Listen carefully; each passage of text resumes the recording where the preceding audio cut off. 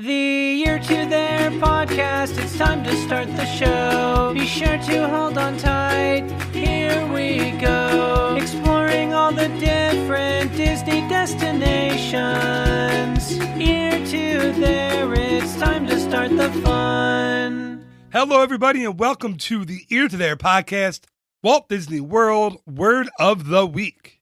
I am your host, Phil Grimlich, and each and every week, I will bring you a new Walt Disney World word and then give you background, hints, tricks, tips, history about that Walt Disney World word. All right, let's get right into it this week. This week's Walt Disney World word is brought to you by the letter X. And yes, as you might guess, I'm cheating. I'm cheating here this week. X for Project X. See how I cheated? Now, Project X was the original name given to the Florida Project, or what would eventually become Walt Disney World. So what I wanted to do on this episode was to kind of go back and check out the genesis of the idea of Walt Disney World. In the early 1960s, Walt Disney was a success. He was a huge success in animation, in films. Disneyland, which a lot of people thought would fail, was a huge success. And he was starting to think about his future and the future of his family. And when I say family, I mean most notably his grandchildren. He started to think, what kind of world are his grandchildren going to have to live in? He had noticed that the modern cities of America were hectic, they were disorganized, they were dirty, and they were full of crime. He also knew that he learned an awful lot. Actually, he and his Imagineers had learned an awful lot about the construction of places and the people that go into them. So this got Walt to thinking about actually building a city. And it actually reminds me of when he started to build Disneyland years before, or when he came up with the idea for Disneyland years before. His wife Lillian had told him, "Why would you want to build an amusement park, Walt? They're dirty, they're filthy, they're seedy for children and families." And Walt said, "That's the thing, mine won't be." So Walt was basically trying to duplicate the success of Disneyland, but on a much larger, much more ambitious scale. Now, in the mid-1960s, actually in 1964, 1965, Walt and his company had a ton of success at the New York World's Fair.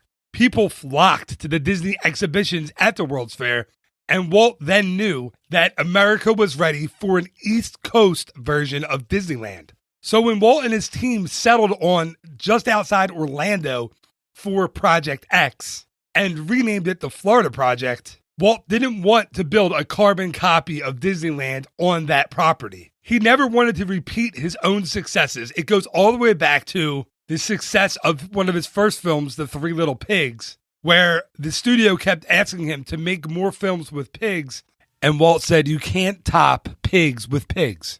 I know I've said that on the podcast before, but I really like that quote, so sorry. Anyway, what Walt was really interested in building was his city, his experimental prototype community of tomorrow. The most exciting, the most important part of our Florida project, in fact, the heart of everything we'll be doing in Disney World, will be our experimental prototype city of tomorrow. We call it Epcot, spelled E-P-C-O-T, Experimental Prototype Community of Tomorrow. Here it is in larger scale. So Walt's original version, or his original vision for Epcot, was a model community that was home to up to 20,000 residents. He actually sketched it out on a piece of paper in 1965 or 1966. And it was to have been built in the shape of a circle with the businesses and the commercial area at the center of the circle, the community buildings and schools and recreational complexes around those business centers, and the residential neighborhoods at the perimeter of that circle. Now, the transportation would have been provided by monorails and by people movers, just like the ones that are in Walt Disney World today. There would be no cars on the roads, or actually no roads on the surface of Epcot, and all of the automobile traffic will be kept underground in tunnels. He had planned for there to be no landowners and for people to rent their properties instead of owning them And everyone who lived in the ideal version of Epcot would have to work, and it would not be a home for retirees. So when the Disney company purchased 27,800 acres of swampland in Florida, that was supposed to be the main draw of the Florida project. Now, in order to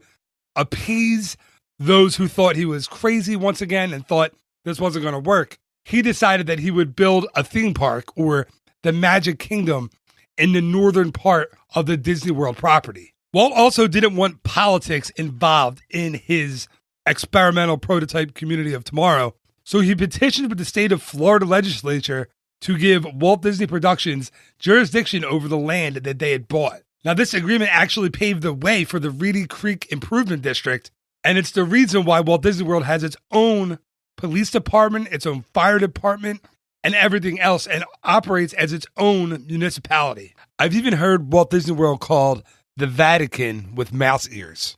So why wasn't this futuristic city ever built? Well, unfortunately, as you probably already know, Walt Disney passed away in 1966, and without his direction, without his driving force behind the project, the concept and the ideas for Epcot were abandoned until the late 1970s, when Epcot was turned into a theme park.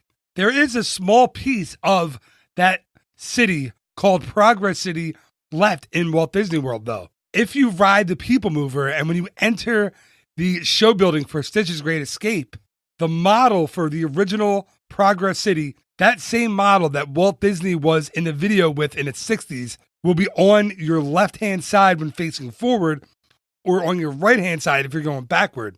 Now, this is just a small part of the model that was disassembled and moved to Florida, but you will get a brief look at the original idea for Epcot.